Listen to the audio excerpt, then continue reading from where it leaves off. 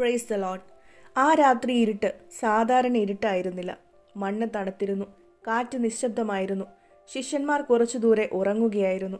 പക്ഷേ ഒരു മനുഷ്യൻ മുട്ടുകുത്തി മണ്ണിൽ വീണു കരഞ്ഞുകൊണ്ട് പ്രാർത്ഥിച്ചു. അവൻ അറിയുന്നു, നാളെ അവൻ കുരിശിൽ തറയ്ക്കപ്പെടും. ആ രാത്രി അവൻ്റെ പ്രാർത്ഥന മരണത്തെ നേരിടുന്ന ഒരു മനുഷ്യൻ്റെ പ്രാർത്ഥന മാത്രമല്ലായിരുന്നു, ലോകത്തെ രക്ഷിക്കാൻ തയ്യാറാകുന്ന ഒരു ദൈവത്തിൻ്റെ പ്രാർത്ഥനയായിരുന്നു. യേശു തോട്ടത്തിലേക്ക് നടന്നു. അവൻ തൻ്റെ ശിഷ്യന്മാരോട് പറഞ്ഞു, ഇവിടെ ഇരിക്കൂ, ഞാൻ അവിടെ പോയി പ്രാർത്ഥിക്കാം. അവൻ്റെ ഹൃദയം ഭാരമായിരുന്നു. അവൻ ഏറ്റവും സ്നേഹിച്ചവരെ നോക്കി പറഞ്ഞു, എൻ്റെ ആത്മാവ് മരണത്തോളം ദുഃഖിതമാണ്.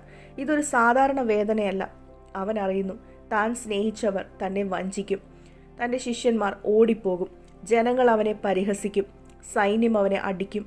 അതിലും ഭാരമുള്ളത്, ലോകത്തിൻ്റെ പാപം അവൻ്റെ മേൽ വീഴും.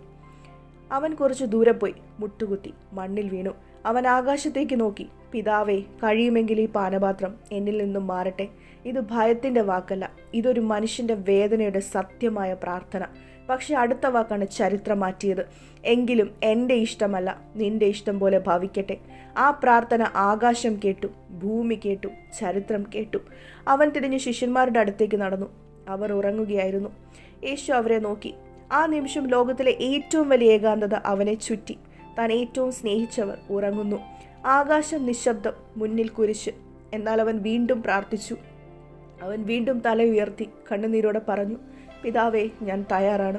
ആ നിമിഷം ഭയം തോറ്റു, വിശ്വാസം ജയിച്ചു. മനുഷ്യന്റെ വേദന ദൈവത്തിന്റെ പദ്ധതിക്ക് കീഴടങ്ങി. ആ രാത്രി ഗത്സമനയിൽ ഒരു പ്രാർത്ഥന നടന്നില്ലായിരുന്നുവെങ്കിൽ കുരിശ് സംഭവിക്കുമായിരുന്നില്ല. കുരിശില്ലെങ്കിൽ രക്ഷയില്ല, രക്ഷയില്ലെങ്കിൽ നമുക്ക് പ്രത്യാശയില്ല. ആ രാത്രി യേശുക്രിസ്തു ഒരു തീരുമാനമെടുത്തു, ഞാൻ പിന്മാറില്ല. കാരണം ആ കുരിശിൽ നിന്റെ പേരും എൻ്റെ പേരും എഴുതിയിരുന്നു. നിന്റെ ജീവിതത്തിലും ചില ഗത്സമന രാത്രികൾ വരും. ഒറ്റപ്പെടൽ, ഭയം, കണ്ണുനീർ. പക്ഷെ ഓർക്കുക, ഗത്സമനി കഴിഞ്ഞാൽ കുരിശ് വരും. കുരിശ് കഴിഞ്ഞാൽ ഉയർപ്പും. God bless you all.